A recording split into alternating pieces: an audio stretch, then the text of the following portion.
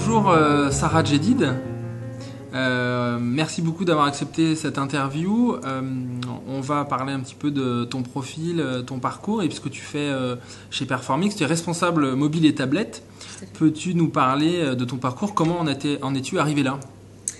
Alors effectivement, le mobile, c'est pas un métier qui est connu de tous. Alors moi j'ai commencé il y a un peu plus de 3 ans et demi. J'ai commencé par faire du plurimédia et très vite je me suis rendu compte du potentiel de ce levier-là.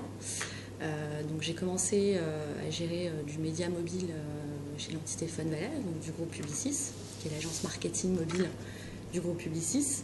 Et en 2010, j'ai rejoint les équipes de Performix pour piloter l'activité média mobile au sein de Performix. Ok. Comment, pour le coup, comment le mobile est adressé au sein du groupe Publicis et aujourd'hui, quelle est ta mission précisément? Alors, globalement, ce qu'il faut savoir, c'est que le mobile est relativement, même très bien adressé à l'ensemble du groupe Publicis, puisque Publicis est aujourd'hui le premier groupe de communication digitale. On voit aussi au travers de l'ensemble des gains et de rachats qui ont été effectués par le groupe. Je cite à titre d'exemple Funvalais qui a été racheté en 2007 et plus récemment, fin d'année 2012, le rachat de Monte Rosa, qui est une agence internationale de marketing mobile, qui permet vraiment aujourd'hui d'adresser à l'ensemble de nos annonceurs une prestation de qualité sur le mobile. Très récemment, le groupe a pris une initiative qui assoit ce positionnement-là, qui est vraiment de piloter le mobile au même titre que les autres leviers du digital, qui est le développement d'une application qui s'appelle Publicity, que je vous invite à télécharger d'ailleurs, qui est disponible donc sur iOS et qui va traiter de toute l'actualité du groupe Publicis au sein des différentes agences et notamment des campagnes médias, que ce soit sur le offline, le online ou encore le mobile. Et en termes d'activité au quotidien, mon rôle au sein de Performix, c'est vraiment de déployer l'expertise au sein de l'ensemble des équipes digitales chez nous, puisque notre positionnement, c'est vraiment d'intégrer le mobile comme un écran supplémentaire du digital. Voilà, on n'a pas pour vocation d'avoir une cellule dédiée qui va traiter le mobile de manière différenciée, puisque à terme, le mobile va devoir être aussi intégré au sein des équipes web. Donc moi, mon rôle, c'est vraiment d'évangéliser, d'expliquer à toutes les équipes commerciales la manière dont il faut positionner le mobile dans leur stratégie, dans leurs recommandations médias. Bien évidemment, il y a aussi une grande part d'évangélisation auprès de nos annonceurs, puisque même si très clairement c'est un discours qu'ils entendent très bien et dont ils ont aussi conscience, il faut les rassurer, il faut leur expliquer que c'est un marché effectivement qui est extrêmement porteur. On le voit notamment au travers de l'audience aujourd'hui qui existe sur le mobile. Voilà, donc c'est vraiment déployer au mieux les stratégies médias de demain sur le mobile et plus largement sur l'ensemble du digital. Justement, dans tes discussions avec les annonceurs du groupe Publicis, est-ce que tu vois des choses qui évoluent? On dit souvent que les annonceurs ne sont pas prêts, hésitent un peu à investir sur le média mobile. Donc, est-ce que ça change? Est-ce que tu vois un changement ces 6 derniers mois avec plus d'initiatives, plus de prise de risque? Alors, il est évident qu'il y a encore 1 an et demi, 2 ans, les paniers moyens, on va dire, d'investissement en mobile étaient relativement faibles, on ne va pas se le cacher. Donc il y a eu un gros travail du marché global pour inciter, on va dire, les annonceurs à ne pas avoir peur de se positionner sur ce média-là. Donc très clairement, ce qu'on voit depuis ces 6 derniers mois, c'est qu'effectivement déjà tu as des investissements un peu plus conséquents, ce qui prouve que voilà, ça marche, qu'on a envie aussi de se positionner. Tu as une récurrence aussi qui est en train de se créer auprès de nos annonceurs. Donc voilà, on ne fait pas, il y a très longtemps, on faisait souvent des one-shots, des premiers tests pour voir si le mobile était efficace, si ça apportait voilà, une valeur ajoutée. Aujourd'hui, et heureusement, ce constat-là n'est plus approuvé de la part de nos annonceurs, c'est assez bien intégré. Et ce qu'on constate également, c'est qu'aujourd'hui, le mobile est relativement présent sur l'ensemble des stratégies digitales globales. c'est vraiment une brique supplémentaire qu'on intègre de manière systématique. Alors sans évidemment donner de chiffres précis, mais en termes de pourcentage, aujourd'hui, les annonceurs investissent combien de pourcentage de leur plan média global? Et quelle serait toi ta reco? Alors évidemment, sans parler de secteur, donc c'est un chiffre très transversal qui parlera peut-être pas à grand monde, mais ça peut permettre de donner une idée de où est-ce qu'on en est et où est-ce que selon toi il faudrait aller en pourcentage de plan média.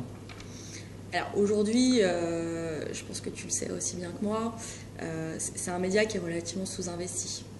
Donc si je dois te donner vraiment un pourcentage global, je dirais qu'aujourd'hui nos annonceurs investissent entre 10 et 20% de leur budget digital sur le mobile. J'espère que c'est un chiffre qui va tendre à évoluer le plus rapidement possible. Mais encore une fois, ça dépend d'abord de la maturité du client sur le digital, donc sur le web, avant de se positionner sur le mobile, et bien évidemment du contexte client. Un e-commerçant n'aura pas le même poids en termes d'investissement sur mobile qu'un retailer, par exemple. Ok. Est-ce que tu partages l'idée qu'on entend ici et là que comme tu es en relation avec tous les ad networks, les régies premium, etc., que le marché du mobile publicitaire s'est orienté trop tôt sur tout ce qui est performance, donc au CPC, au coût par download, premièrement, et deuxièmement, comment toi tu penses que le branding peut être adressé sur un écran qui effectivement est petit? On parle souvent de problème de format. Est-ce que la bannière est adaptée au format mobile ou pas? Qu'est-ce que tu penses de ce point-là? Alors, très clairement, déjà, le positionnement de Performix, c'est une agence à la performance. Donc, très clairement, le digital, au sens global du terme, est un levier qui est plutôt axé aujourd'hui à la performance. Le mobile, c'est le dernier, c'est le plus jeune, mais qui prend très rapidement le pas sur toutes les notions de performance. Donc, aujourd'hui, clairement, il y a beaucoup d'annonceurs qui se positionnent sur toutes les notions de CPD. Qui sont liées aux problématiques annonceurs actuelles, qui est donc le coût par téléchargement, comment on va générer du téléchargement d'applications. Après, moi, le positionnement aujourd'hui de Performix, c'est vraiment de dire que finalement, le branding et la performance peuvent être complètement liés. Quand tu fais une campagne branding, c'est une performance déjà en tant que telle, parce qu'il va falloir que tu maîtrises ta répétition, ta couverture, etc., etc. Ce qui fait qu'en tant que tel, ça peut être assimilé à de la performance. Aujourd'hui, sur le mobile, on n'est quand même pas capable d'avoir des notions de performance égales à ceux du web. Techniquement, on est capable de faire de la vente sur le mobile, mais c'est encore un marché qui est encore, à mon avis, beaucoup trop jeune pour se positionner sur ce type de problématique. Après, sur la question de branding pur, je pense que le branding est bien évidemment pas lié à la taille de l'écran.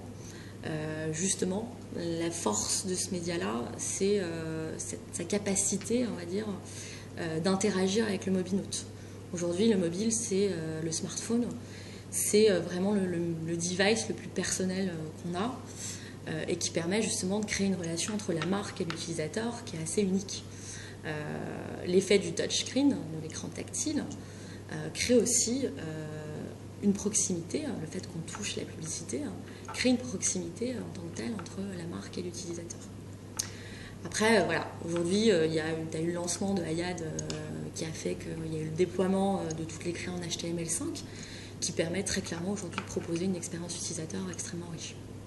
Ok. Une dernière question.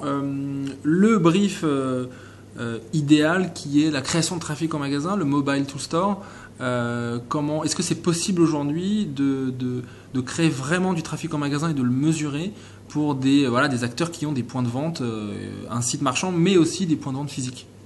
Alors, ce qu'on dit souvent, c'est effectivement que le mobile, c'est le média du dernier mètre. Donc, s'il y a bien un média qui peut répondre à cette problématique de Drive to Store, c'est le mobile. Aujourd'hui, ce qu'on constate, c'est que pendant toute l'année 2011, début 2012, on a eu énormément de briefs qui étaient liés à la génération de téléchargements. Et petit à petit, nos annonceurs ont vraiment pensé leur stratégie. On les a accompagnés, bien évidemment, dans ce processus, qui a été aujourd'hui d'adresser des messages qui vont être plus dirigés justement sur cette problématique de Drive to Store. Aujourd'hui, la manière dont on peut mesurer l'impact d'une campagne de publicité en Drive to Store, ça va être étroitement lié aux informations qui vont vous être fournies par le magasin. Un exemple tout bête, lorsqu'on travaille avec la FNAC, par exemple, sur de la problématique de Drive to Store, on essaye de mettre en place une campagne très spécifique mobile avec la possibilité de repartir avec un sac FNAC qui va être complètement dédié à notre campagne. Et le fait d'avoir un stock écoulé de sacs FNAC nous permet d'avoir finalement des remontées sur l'impact de notre campagne. Après, tu as toutes les problématiques liées au couponing. Le fait d'adresser un coupon en magasin avec ton mobile, aujourd'hui, nous permet de remonter de la métrique et de mesurer aussi l'impact de nos publicités. D'accord, donc il y a des choses qui sont possibles aujourd'hui et qui se font tous les jours. Qui se font tous les jours. Et enfin, quelle est la campagne mobile réalisée par le groupe Publicis dont tu es peut-être la plus fière, la plus belle, enfin voilà, sur Alors il y en a beaucoup ces années pour passées. être complètement transparente et je suis très contente de ce constat-là, puisque donc le mobile, j'adresse le mobile au sein de Performix, mais aussi de Zenith, Optimedia et Starcom. Donc il y en a une multitude que je pourrais te citer, mais celle que j'ai trouvée qui répondait à beaucoup de problématiques aujourd'hui de notre client, c'est un cas Sephora qui a été effectué dans le cadre de la Saint-Valentin l'année dernière, qui reprenait la fameuse tendance du Solomo, qui était le social local mobile, où tu avais en fait une AdInApp, où à l'intérieur de cette AdInApp, on a proposé un jeu concours avec un système d'interaction avec le Mobinote, qui était d'envoyer un message, de choisir en fonction de différents messages de Saint-Valentin, de mots d'amour, à partager sur Facebook. Donc on a viralisé la campagne d'AdInApp en HTML5. Et derrière, on a proposé au Mobinote de se rendre en magasin et de récupérer un échantillon qui était à l'époque un échantillon CK One Shock. C'était des bracelets CK One Shock, donc la marque Calvin Klein, pour générer justement du Drive to Store. Et derrière, on avait la possibilité de voir, effectivement, on a eu un écoulement du stock au bout de 6 heures, enfin, au sein d'une journée même, ce qui nous a prouvé que la viralisation de cette campagne a fonctionné. Merci beaucoup Sarah, très bonne continuation au sein du groupe Performix Publicis. Merci.